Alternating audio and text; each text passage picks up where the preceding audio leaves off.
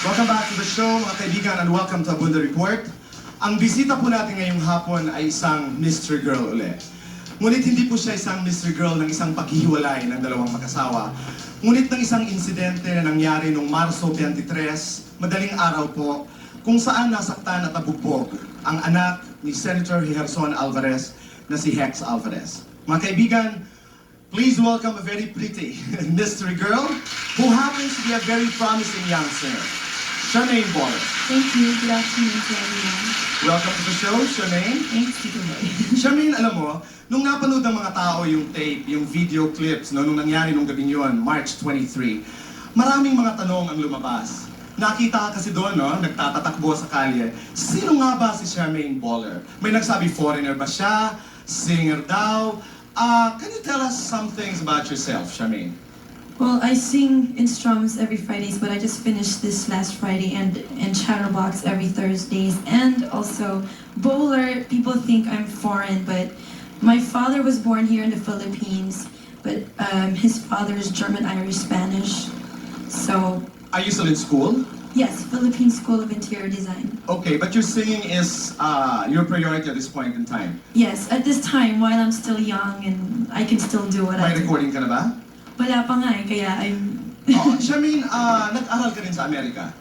Yes, I was there for 7 years. I stayed there during my adolescent years. Tinanong ko ito dahil alam ko si Hex, no, yung anak ni Senador, medyo nag-aral din sa Amerika. Doon ba kayo nagkakilala? Doon ba kayo nagkita? Hindi, I think, because he was born there. Nung pagdating niya dito, I just left for the States. Bali, almost 2 years ago na kami nagkilala. Dito kayo nagkakilala? Paano kayo nagkakilala? In one of my shows, in Cosmo Bar, doon, nagpakilala siya sa akin, and that's where it all started. He started going to all my shows. How long have you been on? Ika nga. Exactly a year and a half. Charmaine, sa pagiging magsing-irog ninyong dalawa, ano ang napansin mo kay Hex? Umiinom ba talaga siya? Madali bang malasing? What kind of a boy is he? No, he's very sweet. He's very romantic. He doesn't really drink, you know. Kaya pag nakainom siya, madali siyang tamaan, you know. Anong iniinom niya? Blue Beer? eyes. Blue eyes. Okay. But that night, you know, we were kind of celebrating get together ng friends. Celebrating namin. what? Because that word celebration kept on coming up. Yeah, because my friend from Canada was here, and then Okay. some of my other friends, because it was going to be my last show in Strums. Okay, Strums sa pag-aari ni EJ Lima. Yes, yes. Okay. Pero he's not into drugs. No, he's not. I wouldn't go for Okay. some. I wouldn't even think about being. Kasi naisulat yun, ano? Yes. Charmaine, alam ko anak siya ng isang senador. Hindi ba siya takaw-away? No. You know no. what I mean? Hindi yung pag dumadaan, masama ang tingin. No, he's not, because kahit anong naliligaw pa lang siya sa akin, I never knew who he was. He drove his own car. I didn't know he had a driver. I didn't know who he was until he was my boyfriend. He never, you know, I'm a son of a senator, so he would never use that to impress people. Okay, Charmaine, 1 year and a half na kayo ni Hex. Sa 1 year and a half na ito, away-bati ba kayo? Di ba may mga relasyon, may mga mag-boyfriends na nabubuhay sa away, tapos bate, ganyan ba kayo? Yeah, I mean, very little fights. I mean, everybody has those fights. Okay, because mahalaga yan sa ating kwento. Umpisahan natin, March 23. Ano ang nangyari? We were coming home from Strums. Siyempre, you know, he had a few drinks and he was just a little tipsy. And then, sabi ko sa kanya, you know, don't drive, babe, don't drive. And he was like, no, I can make it. So our friend said, you know, we'll just have a cup of coffee in Circulo to make me feel better na Did he drive to Circulo? Nasaan ang Circulo? That's in Pasay Road. Yeah. So from Strums, pumunta kami ng Pasay Road. Sinong nagmaneho? Siya rin. Okay. So he had 2 cups of coffee. And Kaya naman niya magmaneho? yeah, kaya niya. Pero at the end na, we were coming home. He said, okay, and it's getting really late. I have to take you home. I'm really tired, you know. Pero Charmaine, I'm sorry, nung sinabi mo huwag kang magmaneho, halimbawa hindi siya mag-drive, sino naman ang magdadrive? Wala nga eh. That's why you know, nobody would drive because yung driver niya was driving for his sister that night. It just, ewan ko nga, coincidence lang talaga na wala siyang driver. Paano mong masasabing hindi niya kaya. In other words, nakita mong hindi niya kaya No, because magmaneho. I knew that he was a little tipsy and I didn't want him to be driving. I mean, for everybody's safety. Okay. You know, I was just being a caring girl. So isasakay mo na lang sana siya, and then you would take a cab home or something. No, that's not, you know, I said I wanted us to, you know, kind of take a break para mawala na yung, ano sa That's why we had to go system and niya. took coffee at Circulo. Yeah, so we Okay. had coffee. Mula doon, saan kayo nagpunta? We went home na kasi gusto niya na rin umuwi because he said he was tired and I was tired also from, you know, that night. I had a show. And so, we left and we were on EDSA na and everything, and it was just a little, you know, he was driving too fast. We were almost home, he was driving too fast. He was in such a hurry. I kind of raised my voice and said, you know, slow down. And he just looked at me, and I was like, you know, I don't want to die. I don't want to die with you. So he was kind of offended by what I said. So he pulled over in the middle of the road. I mean, in the middle of EDSA and Quezon Avenue. He pulled over. He was really mad. He got out of the car just to blow off some steam, you know. So I ran after him because, syempre, it's 3:15 in the morning. You know, you're not supposed to be walking around like that. And I was screaming and yelling, "Get in the car! Get in the car!" You know, I pulled out my cell phone. He said, "No, I'm not getting in the car. You know, since you think you can drive better than me." Then he was really mad, but he was just really offended by what I said. Now I don't want to die with you. I mean, Okay. it was just that. You Before know, this incident, ba nag-away na kayo dahil sa mabilis siya magmaneho? no. Wala pa, first time ito. No. Yeah. Oo. It was just, syempre, it was in the middle of the morning. I was scared, you know. Parang, Okay, so lumabas ka, sinundan mo siya. Anong sinundan ko nangyari? siya and I was telling him to get in the car. Ayaw niya. How far was he from the car? He was pretty far. We were already across the street. We were on the sidewalk Magpapalamig na. lang sana. Yun ang Yeah, he ibig was, sabihin. you know, parang galit na galit siya. He didn't Okay. wanna stay in the car and mag-aaway pa kami na dadagdagan pa niya. He Ano might ang say nangyari something. nung sinundan mo siya? I pulled out the cell phone. I said, if you're not gonna get in the car, I'm calling your house. I'm calling the guards to pick us up. Ganyan. So, I pulled out the cell phone. Tapos parang nagalit siya. He was like, no, you don't have to call the house. You don't have to call the house. And I really called the house. Parang, Kaninong bahay, we were- Charmaine? Bahay his niya? house. Okay. So, he didn't want me to call. So, nag-aagawan kami sa phone. Nag-aagawan kami. And I kept saying, stop it, let go. And, you know, yun. Matagal yun, agawan na yun. As in, malakas talagang away nyo. Kasi hindi kayo makaka-attract ng attention kung hindi talaga kayo nagsisigawan. Yeah, I was the one screaming. Okay. I was the one saying, stop it, let go. Because I wanted him to let go of the phone. I wanted to call. Okay. And then, Dito pumasok yung mga tao. yeah, two guys came up and said, anong problema dito? Boss, anong problema dito? So Hex said, hindi nyo away to, huwag kayong makialam. Yun, so they grabbed Hex na parang, when Hex turned around to me, because I was calling na, I was already talking on the phone. Parang he looked at me and, you know, he didn't want me talking on the phone, so he was coming up to me and all of a sudden, these guys just grabbed him and, yun na, that started the fight. You know, Hex was, was trying to protect himself from two guys. Hex is a big guy and, so I was freaking out. I didn't know what to do. I was calling and I said, Nakatawag ka ba, Charmaine? Nakatawag na ako. Okay. And I said, my God, may nag-aaway si Hex. May dalawang tao dito, ganyan. So all of a sudden, I got off the phone. I was in shock. I saw my best friend. I mean, this was in the middle of nowhere and everybody was just there watching us. Sino ang kasama nyo dito, Charmaine? It was my tita babes, yung kasama ko lagi, okay. and my best friend. Okay. I turned around and I saw my best friend's necklace got snatched. And I didn't know what to do. My boyfriend was being beaten up. And then, my best friend's necklace was snatched. So I ran to my best friend and she was crying and crying. Sandali, Charmaine, anong nangyari doon sa tawag mo? Anong sinabi mo doon sa bahay? I said to come. I know there's Sinong big trouble nakausap mo? now. Yung security guard nila that okay. night that was on duty. Okay. Kasi malapit na dito ang bahay nila, Hex. Yes, diba? he lives in Don Antonio. Okay, so ninakaw ang necklace ng best friend mo, binububog si Hex. Anong nangyari? So, my tita babes got a taxi. We got out of the car, got in a taxi. Sabi nila, we have to leave this place because talagang everybody was there and I was so scared, I might have been raped and ano. All this time, binubugbog si Hex? Yes. Okay. And I was trying to come near him but everybody was throwing punches and I didn't want to get hit. Ilang tao na ito, Charmaine? Kasi dumami yata ito. Dalawa pa lang. Okay. So you called for a cab? We called for a cab and we got in the cab. I said, we're gonna go to his house. So we went to his house to really get help na because I had nowhere else to go, So we made a U-turn in Quezon Avenue. Papunta kayong Don Antonio. Don Antonio, that's So, right.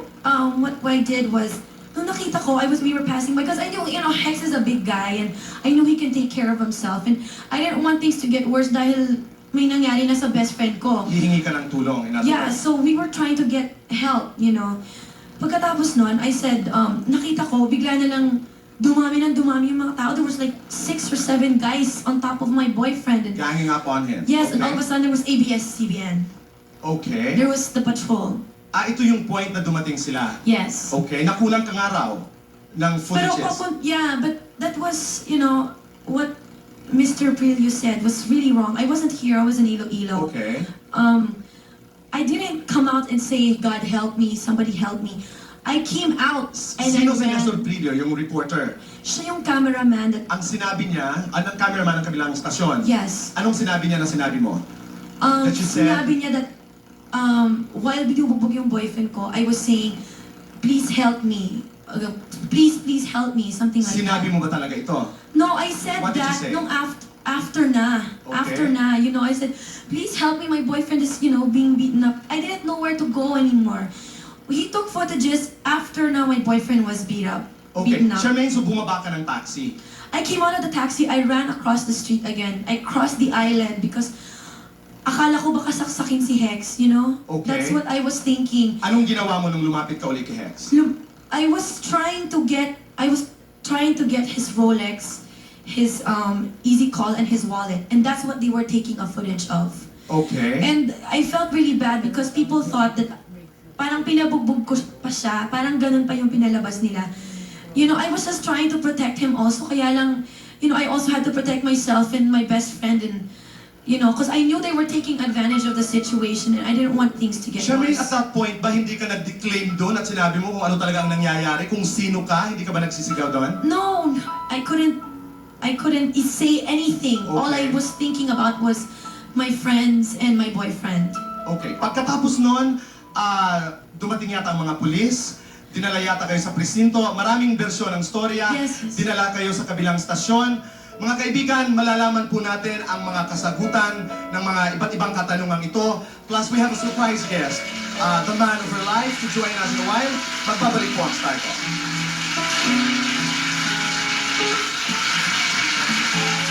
Welcome back to Startalk. Nandito pa rin po tayo sa Abunda Report. Charmaine, mapunta tayo doon nung dinala si Hex sa presinto at saka dinala kayo sa ABS-CBN.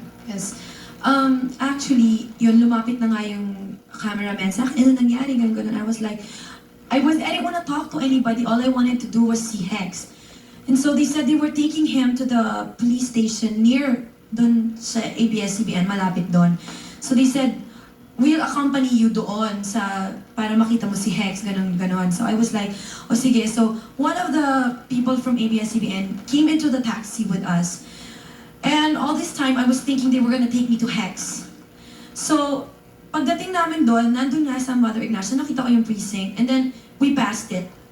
We arrived inside ABS-CBN, and we got there, and I was like, what are we doing here? Oh, we want to get a statement from you, and all these things. And I said, my God, I was like, what do you mean a statement from me? I want to see Hex. I said, I'm getting out of here. So, we got back in the taxi, and we told the driver to drive us back out and take us to the precinct. Nung nasa exit gate na kami, hinarang kami nung guard, and they said hindi daw pwede kaming umalis. I was furious. I mean, I have nothing against, that's media for you, right? But to me, as a girlfriend, I just wanted to see my boyfriend, and who are they to stop me, to detain me against my will? I was so pissed off. How long was this, Charmaine? You were detained for how long? It felt like hours to me, but I think it was almost 30 minutes. We got out of the taxi, we tried to get back inside another taxi from the outside. Hinarangan din yun. We got back in the taxi that was outside again. And then, until na, they threatened our driver na isasangkot daw dun sa mess na yon kung aalis. Because he said, the guard said, pag umalis ka, madadamay ka dito. Sabi ito sa taxi driver. Yes, that was the guard that was on duty that night and there in ABS-CBN. And I was really, I was really furious. And so, pinark na nga, umalis na yung driver, dinala nila sa precinct. I didn't want to come out anymore. Because I felt like, my God, they're making a zoo out of this. They're making a carnival out of me and Hex and everybody that was there. So we stayed in the taxi and we just stayed there until I saw somebody's face that I knew, because everybody was saying, police kami. But I saw no ID. I wasn't sure who everybody was. So I only came out when Hex's father's security guard was there. Nung dumaan, nakunan ba kayo ng statement sa loob ng child? No. Okay. No. Mga kaibigan, Hex Alvarez. Good afternoon. Kumusta ka na? Well, I'm still alive, thank God. Everything seems to be in working order, so.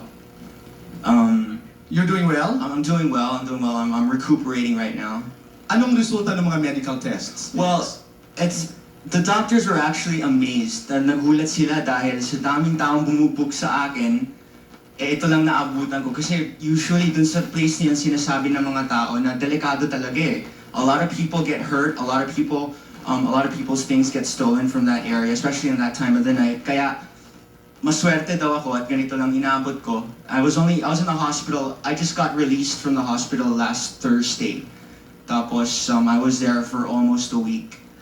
Hex, bakit daw luma yung kotse mo? At bakit wala kang gwardya? Kasi hindi naman ako ganun mayabang eh. I mean, ever since, I never considered myself as anybody special. Ang ginagawa ng aking ama, trabaho niya ho yun para tumulong ho sa mga kababayan niya. Tapos, porket naging anak ho ako ng isang senador, karapatan ko ba na magyabang na ganito, kailangan ko ng bagong sasakyan, kailangan ko ng maraming security, hindi naman ako talaga kilala eh. Hindi naman ako ang may karapatan para magyabang ng ganon. Hex, that changed now. Kasi I'm sure kilala ka na ngayon after this incident. I know, unfortunately, I mean, as much as I've been trying to keep a very low profile, Anong sabi ng daddy mo? Because I know I saw your mom, no? But ang daddy mo, anong sabi? Ang sabi sa'yo? Siyempre, as any other father, he was hurt. I mean, Was he mad with you? No, he wasn't mad at me. I mean, I don't think he would be mad at me. I mean, my fault was that I lost my temper and I shouldn't have left the car. Kasi kung hindi sana ako lumabas ng kotse, hindi sana ako nabugbog. Yun nga yung kasalanan ko doon. Pero ang nangyari, kasi ang naging masama doon, because anak nga ako ng senator, there are other people out there who want to use that, and enemies of my father, enemies who don't like my father, and they use me to manipulate the whole scenario and make my father look bad in the process. What is the biggest lesson that you learned from this experience, Charmaine? Not to what anymore?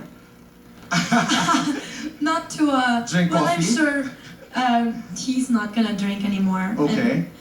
Well, with me, it's still the same. I'm still the same. I still don't really wanna. It's hard to trust just anyone. Charmaine, hindi ba sinabi ng mga magulang mo, ayan, kasasama ko kay Hex, ganun nangyari sa'yo, kaya tigil-tigilan mo na? At first, no? Siyempre, mga magulang yun, it's very natural because siyempre, sa kanila parang Hex kind of put me in a hard situation, a dangerous situation, but it was very understandable. And when I explained my side, my parents really understood. And Okay.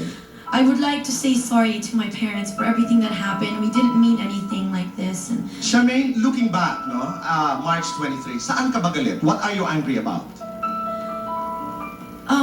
it's hard to explain. I'm not really mad. We don't blame anyone. We don't blame anyone. It's just that they made a carnival out of us. It wasn't a big of a deal. It was, I don't know. Maybe it was because of his father's name, his name, and I was just hurt because of how it affected my family. Okay. Yes. Are you stronger now as special friends? Yes, very much stronger. Wala yung lamat? What do you mean? The crack, hindi na apektuhan ang pag-ibig nyo sa isa't isa. I don't think so. I think he kind of proved to me more how much he loved me, and likewise with me to him. Totoo, Hex? Well, yeah. I mean, after all that's happened, you know, we're still here together. We still love each other very much. What is your favorite song of Charmaine?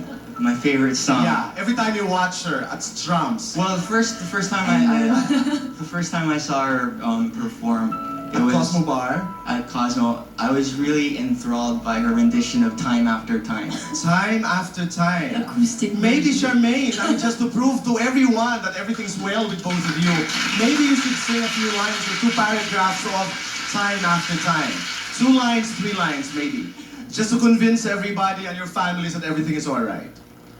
Payag ka, Hex? That would be great. That would be the best. That would be the best anniversary. My voice is kind of overworked, Okay. but I'll do it. Ladies and gentlemen, from Charmaine Bohler to Hex and to all the lovers out there. Yes, to all of you who are as much as in love as we are. Alright? Lying in my bed, I hear the clock tick and think of you. Caught up in sadness, confusion is nothing new. Flashback all night. Where all the flowers stand, long time